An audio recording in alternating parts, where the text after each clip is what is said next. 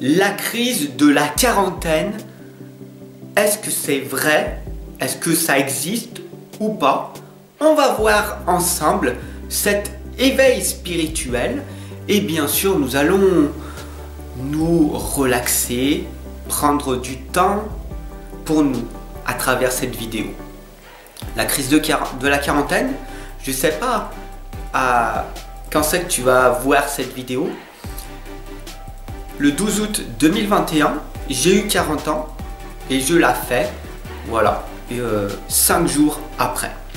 Pour moi, on est le 17 août 2021. Je sais pas quand c'est que je vais la mettre en ligne et si elle va perdurer dans le temps. Voilà, ce sera grâce à toi, à ton partage. Et si Dieu, si l'univers, si la source, si le grand tout veut bien que cette vidéo soit partagée et qu'elle soit viscérale dans le temps. Alors mes amis, aujourd'hui je vais vous parler de l'éveil spirituel à la mi-vie. Il faut savoir que entre 40 et 50 ans, ce sont des généralités bien sûr, nous sommes à la moitié de notre vie. Nous vivons environ 80 ans, un petit peu plus pour les femmes, et nous avons environ 30 000 jours à vivre sur cette planète. Donc notre temps est limité. Et à ce moment-là, à l'âge de nos 40 ans, on se rend compte, en prenant du recul, de tout ce que l'on a vécu ces 15 000 jours et de tout ce que l'on va vivre pendant ces 15 000 autres jours. Alors bien sûr, ça peut varier suivant si tu as eu des deuils, des séparations, des divorces. Cela accentue grandement ton éveil spirituel. Pour ma part, j'ai perdu mon grand-père à l'âge de 12 ans. Mon éveil spirituel, je me suis remis en question à l'âge de mes 12 ans. Parce que je me suis dit, on peut mourir. Notre vie a compté. 4 ans plus tard, j'ai perdu mon papa à l'âge de mes 16 ans. Oh, ça va tellement vite, le temps. Qu'est-ce que je vais faire? Qu'est-ce que je vais accomplir? Qu'est-ce que je vais mettre en place pour que le monde devienne meilleur? Ce sont des questions que, à l'âge de 40 ans, entre 40 et 50 ans, beaucoup de personnes se posent. Bien sûr, j'ai eu ces questionnements depuis très très longtemps. Pourquoi? Parce que de l'âge de mes 3 mois à 14 ans, j'étais extrêmement asthmatique. Et aucun médecin, aucun médicament ne pouvait me guérir à part ces petites graines homéopathiques. Le jour de mes 7 ans, je m'en rappelle, l'âge de raison, vous savez, c'est une autre crise. La crise de la raison, de la mentalisation. À l'âge de 7 ans, 8 ans, l'enfant commence à être non plus dans le rêve, tout est beau, tout est magnifique, mais dans le mental. Et là, c'est une autre crise. Il y a aussi la crise de l'adolescence. Ce ne sont pas vraiment des crises, ce sont des étapes d'évolution. Est-ce que tu acceptes ton état d'évolution? C'est aussi simple que ça.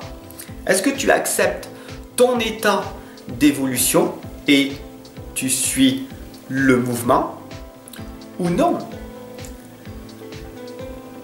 À un moment donné, la crise de la quarantaine va te permettre d'être en accord avec toi-même. Mais avant d'être en accord avec soi, il faut être soi-même. Et qu'est-ce que cela veut dire? Être autonome, en toute simplicité, en faisant très très simple. À un moment donné, quand tu arrives à être autonome, à travailler, à vivre, à faire ton ménage, à être autonome, à vivre pleinement ta vie seul, avec toi-même, sans avoir le besoin d'avoir quelqu'un à tes côtés. Je sais que pour beaucoup de femmes, c'est plus compliqué d'être dans le détachement, de se détacher de leur enfant et de leur dire voilà, je suis autonome et je vais te montrer comment faire pour être autonome, ainsi que pour beaucoup d'hommes, c'est un peu plus facile d'être plus autonome, de dire voilà, papa il y arrive, je veux montrer aux autres, surtout à mes enfants, ce qu'il faut faire dans la vie. Faut être fort, faut y arriver, faut être en mouvement, être en exemple. L'exemple pour soi et pour les autres. Donner le meilleur de nous-mêmes. On tombe, c'est pas grave, on rebondit. On tombe, on rebondit. On tombe, on rebondit. Mais on n'abandonne plus. Enlève-moi ce mot de ton vocabulaire. Si tu en as marre d'abandonner, alors arrête de recommencer. Faut que je le répète. Si tu en as marre d'abandonner, cesse de vouloir recommencer. À un moment donné, j'étais totalement engagé à faire une vidéo par jour, quoi que cela me coûte comme sacrifice en temps, en énergie, en temps, et bien sûr, tu auras compris, en relation non virtuelle. J'ai dû mettre beaucoup de côté, arriver à m'affirmer, à dire beaucoup de fois non, et encore maintenant, encore de plus en plus, tu comprends, pour être là avec toi. Je suis un messager, j'ai un message à te partager jour après jour. À l'âge de tes 40 ans, entre 40 et 50 ans, tu te remets en question. Sauf si tu as vécu des séparations, des deuils, des licenciements. Ce sera peut-être avant.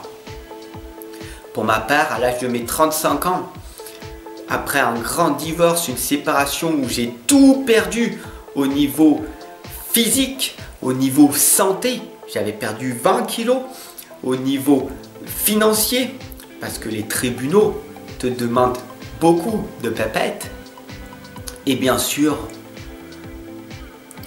au détachement de ses propres enfants.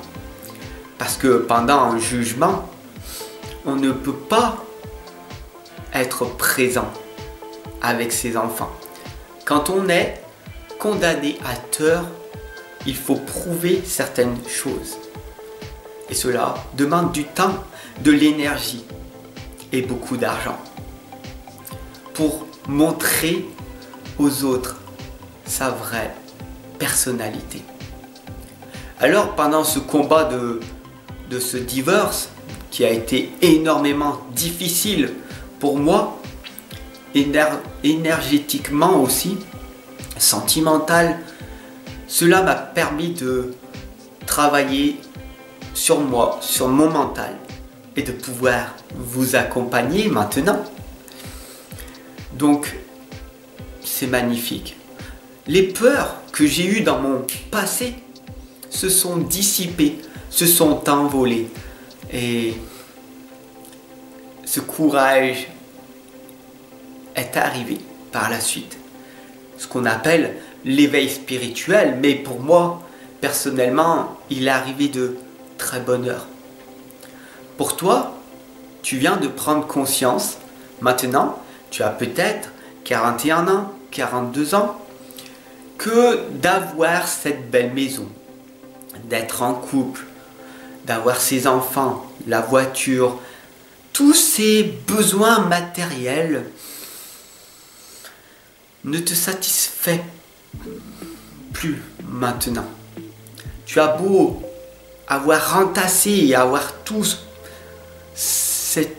ça, il y a un vide à l'intérieur de toi et tu te sens un petit peu perdu. Tu ne donnes plus autant d'importance sur le bien matériel, mais plus sur l'être, sur la personne, sur ta psychologie, sur ton être spirituel. Ton énergie est en train d'évoluer. Ô combien c'est magique. Il faut savoir que à l'âge de mes 10 ans, on remonte 30 ans en arrière, on n'avait pas toutes ces connaissances.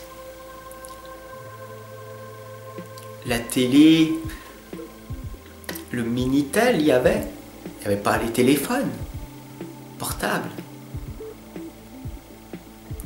La voyance, la cartomancie était vue d'un mauvais œil. On ne pouvait pas exercer notre métier comme on le voulait sans être interprété comme sorcier. On a été chassés. Mais nous sommes encore là. Alors toi, mon frère et ma sœur, que tu es encore là, partage cette vidéo pour toi et pour toutes les personnes qui vont venir par la suite. C'est très très très important. Ce message est très authentique. Je prends énormément de risques à le faire, à être autant vulnérable. Beaucoup de personnes pourraient m'attaquer par la suite. Mais je sais me protéger, car j'ai développé mes facultés psychiques depuis pas mal d'années.